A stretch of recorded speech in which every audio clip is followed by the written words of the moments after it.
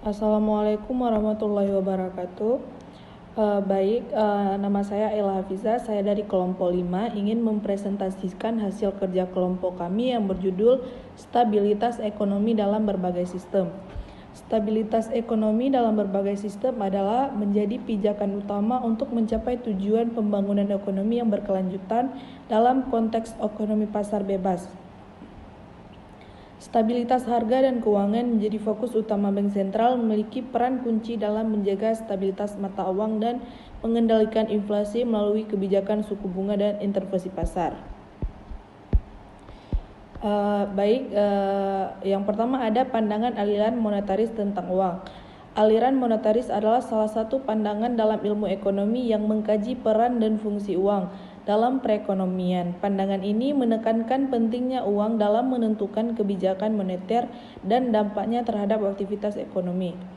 Dalam pandangan aliran monetaris terdapat beberapa poin penting tentang uang, yaitu sebagai berikut. Yang pertama ada fungsi uang. Aliran monetaris menganggap uang sebagai medium pertukaran yang penting dalam perekonomian. Yang kedua ada peran bank sentral. Dalam pandangan aliran monetaris, bank sentral memegang peran kunci dalam mengendalikan jumlah uang yang beredar di perekonomian. Mereka meyakini bahwa bank sentral harus menggunakan instrumen kebijakan moneter seperti suku bunga dan cadangan minuman untuk mengatur pertumbuhan uang agar sesuai dengan kebutuhan ekonomi. Yang ketiga ada kuantitas uang. Salah satu konsep penting dalam aliran monetaris adalah teori kuantitas uang yang menyatakan bahwa jumlah uang yang beredar dalam perekonomian secara langsung mempengaruhi tingkat harga secara keseluruhan. Yang keempat ada inflasi. Aliran monetaris memandang uang sebagai faktor penting dalam menentukan tingkat inflasi. Mereka percaya bahwa ketika jumlah uang yang beredar meningkat lebih cepat daripada pertumbuhan output real ekonomi, hal ini dapat menyebabkan inflasi. Oleh karena itu, mereka menganjurkan kebijakan moneter yang hati-hati untuk mengendalikan pertumbuhan uang agar inflasi tetap terkendali. Dengan demikian, pandangan aliran monetaris tentang uang menyoroti peran kunci uang dalam menentukan kebijakan moneter dan dampaknya terhadap stabilitas ekonomi secara keseluruhan. Selanjutnya ada pandangan aliran Keynesian tentang uang. Pandangan aliran Keynesian tentang uang sangat dipengaruhi oleh pemikiran ekonomi John Maynard Keynes yang terkenal dengan teorinya tentang ekonomi makro, menempatkan perhatian besar pada peran uang dalam menentukan tingkat aktivitas ekonomi suatu negara. Berikut ini ada beberapa poin utama tentang pandangan aliran Keynesian tentang uang. Yang pertama ada peran uang dalam ekonomi. Menurut Keynesianisme, uang memainkan peran penting dalam menentukan aktivitas ekonomi. Uang bukan hanya digunakan sebagai alat pembayaran, tetapi juga memiliki inflasi yang signifikan terhadap kegiatan ekonomi secara keseluruhan. Yang kedua ada efek likuiditas. Keynesisme menekankan pentingnya likuiditas uang, yaitu kemampuan uang untuk mudah diubah menjadi aset atau barang lainnya. Yang ketiga ada peran pemerintah. Aliran Keynesian percaya bahwa pemerintah dapat dan seharusnya mengambil tindakan untuk mengatur tingkat aktivitas ekonomi. Ini bisa melalui pengeluaran publik pajak dan kebijakan moneter. Yang keempat ada keterbatasan pasokan uang. Keynesianisme cenderung melihat pasokan uang sebagai variabel yang dapat diatur oleh otoritas moneter sebagai bank sentral untuk mencapai tujuan ekonomi tertentu seperti tingkat inflasi yang rendah atau pertumbuhan ekonomi yang stabil. Selanjutnya ada pandangan ekonomi Austria tentang uang. Pandangan ekonomi Austria tentang uang tercermin dalam pendekatan mereka terhadap moneter yang terutama dipengaruhi oleh karya-karya ekonomi terkenal di Australia. Pandangan ekonomi Australia tentang uang yang pertama ada kuantitas uang. Meskipun ekonomi Austria menerima teori kuantitas uang dalam arti bahwa penawaran uang harga dapat mempengaruhi tingkat harga secara keseluruhan. Selanjutnya ada siklus bisnis. Teori siklus bisnis ini dari ekonomi Australia terutama dikembangkan oleh Ludwig von Mises dan kemudian oleh Hayek. Menyoroti peran penting uang dalam menyebabkan perubahan ekonomi siklus bisnis. Mereka menekankan bahwa ekspansi kredit yang diinduksi oleh bank sentral dapat diciptakan gelembung ekonomi dan mengarah pada krisis ekonomi. Selanjutnya ada subjektif nilai. Ekonomi Australia menekankan pada konsep nilai subjektif yang berarti bahwa nilai suatu barang atau uang adalah hasil dari persepsi individu terhadap manfaat yang diberikan oleh barang atau uang tersebut dalam konteks uang. Berarti bahwa nilai uang ditentukan oleh permintaan subjektif individu untuk memegang dan menggunakan uang tersebut.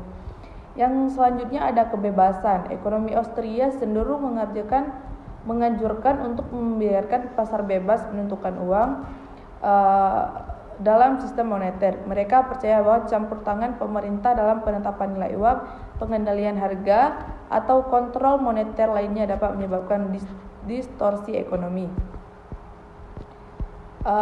Dengan demikian, pandangan ekonomi Austria tentang uang menekankan pentingnya nilai subjektif peran uang dalam siklus bisnis, pentingnya kebebasan dalam sistem moneter, dan kadang-kadang menyarankan kembali ke standar emas sebagai solusi untuk mengatasi masalah moneter.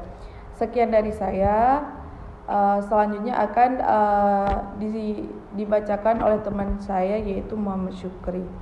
Terima kasih. Baik, saya Muhammad Syukri ingin melanjutkan materi dari Ella Hafiza. Nah, itu pemikiran Masadul Alam Qaduri tentang uang. Nah, Masadul Alam Qaduri adalah seorang akademisi muslim yang dikenal karena karyanya dalam meningkatkan ekonomi Islam. Pemikiran tentang uang mencerminkan pendekatan yang holistik dengan pertimbangan aspek-aspek ekonomi, sosial, dan moral penggunaan uang. Salah satu konsep utama yang dalam pemikiran Qaduri tentang uang adalah bahwa uang tidak hanya sekedar alat tukar atau penyimpan nilai, tetapi juga memiliki dimensi moral yang sangat penting. Nah, selanjutnya itu pemikiran Omer Jabbar tentang uang. Nah, Omer Jabbar adalah seorang ekonomi Islam terkemukakan yang telah memberikan kontribusi besar dalam memahami dan mengembangkan konsep ekonomi Islam. Salah satu aspek penting dari pemikiran Omer Jabbar adalah pandangan tentang uang. Nah, berikut beberapa poin kunci pemikiran tentang uang. Yang pertama, fungsi uang dalam ekonomi Islam. Nah, Jabbar meyakini bahwa uang memiliki fungsi penting dalam ekonomi, yaitu sebagai alat tukar, penyimpan nilai, dan ukuran nilai. Namun, ia juga menyoroti bahwa uang tidak boleh dianggap sebagai tujuan akhir dari dirinya sendiri, akan tetapi sebagai alat untuk mencapai tujuan-tujuan ekonomi yang lebih besar seperti keadilan sosial dan kesejahteraan umum. Yang kedua yaitu peran sistem keuangan dalam ekonomi Islam. Nah, Jabbar mempertimbangkan peran sistem keuangan dalam ekonomi Islam. Menurutnya, sistem keuangan yang sesuai dengan prinsip-prinsip Islam harus mampu memfasilitasi distribusi yang adil dari kekayaan, menghindari riba atau bunga, dan mendorong investasi yang produktif untuk kemajuan ekonomi dan kesejahteraan umum. Yang ketiga yaitu stabilitas nilai uang. Jabbar menyoroti pentingnya menjaga stabilitas uang dalam sistem ekonomi, yaitu inflasi dan deflasi yang tidak dikendali dan merugikan masyarakat, terutamanya mereka berpenghasilan rendah. Oleh karena itu, ia mengadvokasikan kebijakan moneter yang bertujuan untuk menjaga stabilitas uang. Yang keempat yaitu etika penggunaan uang. Nah, Jabbar menekankan pentingnya etika dalam penggunaan uang. Menurutnya, dalam sistem ekonomi Islam, penggunaan uang haruslah sesuai dengan prinsip-prinsip keadilan, kesetaraan, dan kesejahteraan sosial. Hal ini mencakup pembagian yang adil dari kekayaan dan penggunaan uang untuk memperbaiki kondisi sosial dan ekonomi masyarakat. Selanjutnya itu yang upaya stabilitas mata uang, emas, dan konsep ekonomi. Nah, beberapa hal penting dalam upaya stabilitas uang, mata uang, emas, dan konsep ekonomi, yaitu yang pertama, nilai tetap. Dalam sistem standar emas, nilai mata uang ditentukan oleh nilai emas yang dimilikinya. Setiap unit mata uang dijamin oleh jumlah emas yang setara. Nah, hal ini memberikan stabilitas nilai karena emas cenderung relatif stabil dalam jangka panjang. Yang kedua yaitu inflasi. Nah, dalam sistem standar emas, pemerintah memiliki insentif yang lebih besar untuk menjaga inflasi tetap rendah karena nilai mata uang terkait dengan nilai emas. Terjadi tekanan untuk menjaga peningkatan jumlah uang beredar agar tidak melebihi pertumbuhan emas. Yang ketiga yaitu keterbatasan pertumbuhan ekonomi. Ya, itu salah satu kekurangan dari sistem standar emas adalah bahwa pertumbuhan ekonomi terbatas oleh ketersediaan emas. Jika pasokan emas tidak tumbuh seiring dengan pertumbuhan ekonomi, hal itu dapat menyebabkan inflasi dan membatasi kemampuan pemerintah untuk merespon ketidakstabilan ekonomi. Yang keempat yaitu keterikatan pada pasar emas. Nah, dalam sistem emas, fluktuasi dalam pasar emas dapat memiliki dampak langsung pada nilai uang. Ketika harga emas naik, nilai mata uang juga cenderung naik, dan sebaliknya ketika emas turun, maka harga mata uang juga akan menurun.